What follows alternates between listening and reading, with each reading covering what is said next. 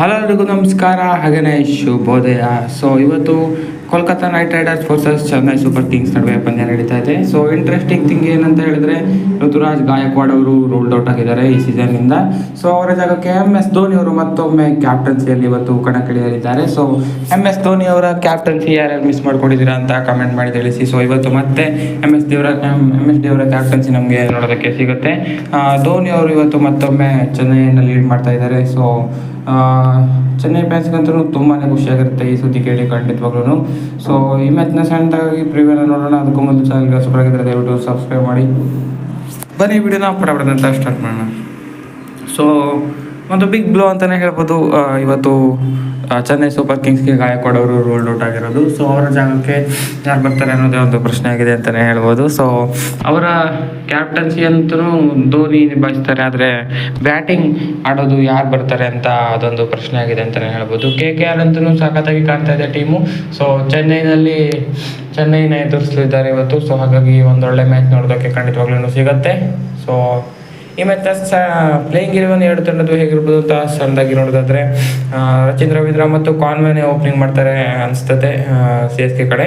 ಇನ್ನು 1 ಡೌನ್ನಲ್ಲಿ ಗಾಯಕ್ವಾಡ್ ಇದ್ರು, ಅವರ ಪ್ಲೇಸಿಗೆ ಯಾರು ಬರ್ತಾರೆ ಅಂತ ನೋಡಬೇಕಾಗಿದೆ. ಮೋಸ್ಟ್ ಪ್ರಾಬಬ್ಲಿ ರಾಹುಲ್ ತ್ರಿಪಾಠಿ ಅಥವಾ ದೀಪಕ್ ಕೂಡ ಅವ್ರಿಗೆ ಇನ್ನೊಂದು ಚಾನ್ಸ್ ಕೊಡ್ಬೋದು ಅಂತ ಅನಿಸ್ತಾ ಇದೆ. ಸೊ ಅದರ ಬಳಿಕ ವಿಜಯ್ ಶಂಕರ್ಗೂ ಕೂಡ ಇನ್ನೊಂದು ಚಾನ್ಸ್ ನೀಡ್ಬೋದು.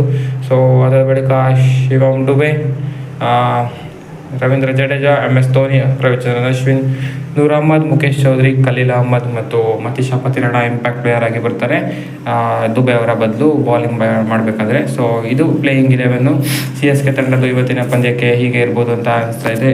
ಇನ್ನು KKR ಕೂಡ ಸಖತ್ತಾಗಿ ಆಡ್ತಾ ಇದ್ದಾರೆ ಈ ಸೀಸನ್ನಲ್ಲಿ. ಸೊ KKR ಅವರ ಪ್ಲೇಯಿಂಗ್ 11 ಇವತ್ತಿನ ಪಂದ್ಯಕ್ಕೆ ಹೇಗಿರ್ಬೋದು ಅಂತ ನೋಡೋದಾದರೆ, ಡಿಕಾಕ್ ಮತ್ತು ನಾರಾಯಣ್ ಓಪನಿಂಗ್ ಮಾಡ್ತಾರೆ, ಅಜಿಂಕ್ಯ ರಹಾನೆ, ಅದರ ಬಳಿಕ ವೆಂಕಟೇಶ್ ಅಯ್ಯರ್, ರಿಂಕು ಸಿಂಗ್, ಆಂಡ್ರೆ ರಸಲ್, ರಮಣ್ದೀಪ್ ಸಿಂಗ್ ಮತ್ತು ಹರ್ಷಿತ್ ರಾಣಾ, ಸ್ಪೆನ್ಸರ್ ಜಾನ್ಸನ್, ವೈಭವ್ ಅರೋರಾ ಮತ್ತು ವರುಣ್ ಚಕ್ರವರ್ತಿ ಇರ್ಬೋದು. ಇನ್ನು ಇಂಪ್ಯಾಕ್ಟ್ ಪ್ಲೇಯರಲ್ಲಿ ಅಂಗರೀಶ್, ರಘುವಂಶಿ, ಇಲ್ಲಾಂದರೆ ಮನೀಶ್ ಪಾಂಡೆ ಬರ್ಬೋದು. ಮೋಸ್ಟ್ ಪ್ರಾಬಬ್ಲಿ ರಘುವಂಶಿ ಕಡೆನೇ ನೋಡ್ಬೋದು.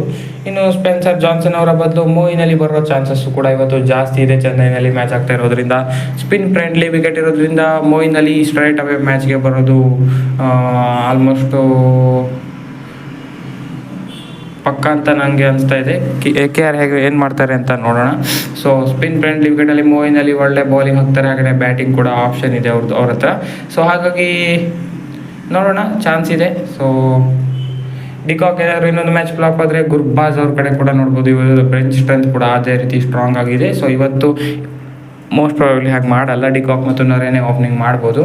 ಸೊ ಹಾಗಾಗಿ ಎರಡು ತಂಡ ಕೂಡ ಬಲಾಢ್ಯರಾಗಿದ್ದಾರೆ. ಹಾಗೆಯೇ CSK ತಂಡಕ್ಕೆ ಹೊಸ ನಾಯಕ ಇವತ್ತಿನ ಪಂದ್ಯದಿಂದ MS ಧೋನಿ ಅವರು. ಸೊ ಹಾಗಾಗಿ ಸಖತ್ತಾಗಿರುತ್ತೆ ಬ್ಯಾಟಲ್ಲಿ ನೋಡೋದಕ್ಕೆ. ಹಾಗೆಯೇ MS ಡಿ ಕ್ಯಾಪ್ಟನ್ಸಿ ಮತ್ತೊಮ್ಮೆ ನೋಡೋದಕ್ಕೆ ಸಿಗೋದು ಸಖತ್ತಾಗಿರುತ್ತೆ ಅಂತಲೇ ಹೇಳ್ಬೋದು. ಸೊ ಇವತ್ತಿನ ಪಂದ್ಯಕ್ಕೆ ಯಾರೆಲ್ಲ ಎಕ್ಸೈಟ್ ಆಗಿದ್ದಾರೆ ಅಂತ ಕಮೆಂಟ್ ಮಾಡಿ ತಿಳಿಸಿ. ಹಾಗೆಯೇ ಹೆಚ್ಚಿನ ವಿಡಿಯೋಗೆ ದಯವಿಟ್ಟು ಸಬ್ಸ್ಕ್ರೈಬ್ ಮಾಡಿ sports in Kannada channel. So ಇವತ್ತಿನ ಪಂದ್ಯ ಯಾರು ಗೆಲ್ಬೋದು ಅಂತ ಕಮೆಂಟ್ ಮಾಡಿ ತಿಳಿಸಿ. Thank you.